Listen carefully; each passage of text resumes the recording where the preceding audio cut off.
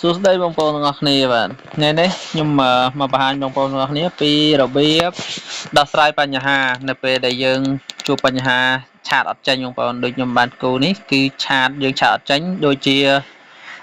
ខូចឆាតសលេងឆាតអីឬក៏ឆាតរូបភាពវាអត់ចូលហ្នឹងហើយនិយាយទៅមានបញ្ហាតាក់ទងនឹងឆាតបាទអញ្ចឹងបងប្អូនមានបញ្ហាតាក់ទងហ្នឹងអាចធ្វើតាមវីដេអូខ្ញុំបានបាទជាដំបូងឡើយបងប្អូនត្រូវតែទៅរក Play Store ជាមុនសិនបាទនេះគឺជា Play Store បាទដូចខ្ញុំបានគូនេះបាទ Play Store បាទយើងចូលក្នុង Play Store នឹងមកបន្តមកទៀតយើងចុចរូបក្បាលមនុស្សកន្លែងបាទចុចត្រង់រូបក្បាលមនុស្សនឹងមកបាទចុចត្រង់នឹងមកបន្តមកទៀតបងប្អូនចុចត្រង់ខាងនេះបាទដូចកន្លែងខ្ញុំគូនេះបាទគ្រប់គ្រងកម្មវិធីនិងឧបករណ៍នេះបាទបងប្អូនចុចពីលើនឹងមកបាទបន្តមកទៀតបងប្អូននឹងឃើញអក្សរពាក្យថាកំណែថ្មីនេះបាទអញ្ចឹងយើងចុចនៅលើកំណែថ្មីយើងមិនបាច់ចុចឡើងត្រង់ខៀវៗនេះទេបាទយើងចុចនៅកន្លែងត្រង់កំណែថ្មីនេះមកបាទចុចពណ៌អញ្ចឹងមកបាទយើងរងចាំអាផ្លែដោយសារខាងខ្ញុំអត់សូវមានសេវាទេដូចបងប្អូនឃើញហើយបាទឥឡូវនេះយើងអូសរឆាតហ្នឹងបាទយើងអូសរឆាតហ្នឹងមកបាទអូនេះបាទបងប្អូនឃើញអញ្ចឹងហើយបងប្អូនចុចដំឡើងកំណែកាលណាយើងនៅប្រើកំណែតម្រង់កំណែចាស់ជួនកាលទៅវាមានបញ្ហាឆាតអត់ចេញឆាតសលេងអត់បានឬក៏ឆាតរូបភាពអីមើលអត់ឃើញឬក៏មានបញ្ហាផ្សេងជាដើមអញ្ចឹងបងប្អូនចុចដំឡើងកំណែអញ្ចឹងមកបាទបងប្អូនចុចពណ៌អញ្ចឹងមកបាទហើយយើងរងចាំវាឲ្យពេញបាទនេះបងប្អូនបាទរងចាំវាពេញគ្រប់ 100% វានឹងដំឡើងខ្លួនវាបាទហើយបន្តមកទៀតនៅពេលដែលវាពេញចប់ហើយបងប្អូនអាច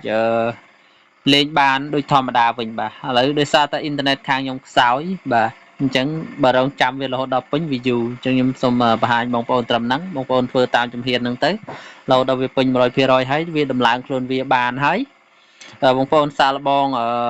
ចូលទៅក្នុងឆាតបងប្អូនសាកមើលបាទបើសិនណាជាវាប្រើកើតធម្មតាវិញអញ្ចឹងបានន័យថាអត់មានបញ្ហាទេ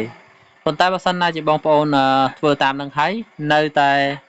មានបញ្ហាទៀតបានន័យថាឆាតបងប្អូននឹងមានបញ្ហាហើយអញ្ចឹងគឺដោះស្រាយដោយវិធីផ្សេងបាទអានេះវាជាវិធីរួមផ្សំតូចមួយទេបាទវាគ្រាន់តែចំណុចតូចមួយនៅក្នុងការដោះស្រាយដោយខ្លួនឯងបាទយើងមិនបាច់ហត់ទៅរកគេឲ្យដោះស្រាយឲ្យបាទសម្រាប់បងប្អូននៅតាមជនបទភាគច្រើនគាត់អត់ចេះប្រើគាត់ច្រើនតែមានបញ្ហាតិចតួចគាត់ឲ្យគេដោះស្រាយបញ្ហាឲ្យមានបញ្ហាតិចតួចគាត់ឲ្យគេដោះស្រាយបញ្ហាឲ្យអញ្ចឹងវាអស់លុយអស់កាក់រហូតបាទបងប្អូនធ្វើតាមវិធីនេះហើយអត់កើតទេសូមបងប្អូនខមមិននៅខាងក្រោមវីដេអូខ្ញុំនឹងធ្វើវីដេអូមួយផ្សេងទៀតសម្រាប់ចែករំលែកដល់បងប្អូនមួយចំណុចហ្នឹងហើយខ្ញុំអត់អាចធ្វើវីដេអូមួយហើយឲ្យបងប្អូនដឹងបានគ្រប់ចំណុចបានទេបាទអញ្ចឹងមួយវីដេអូគឺមួយចំណុចមួយវីដេអូគឺមួយចំណុចអញ្ចឹងសូមអរគុណច្រើនពុកម៉ែបងប្អូនដែលបានមើលវីដេអូនេះបាទហើយសូមកុំភ្លេចចុច Subscribe ចុចអក្សរជាវហើយចុចដាក់រូបកណ្ដឹងបាទដើម្បីបងប្អូនទទួលបានចំណេះដឹងនៅវីដេអូក្រោយៗទៀតសូមអរគុណច្រើនសូមជម្រាបលា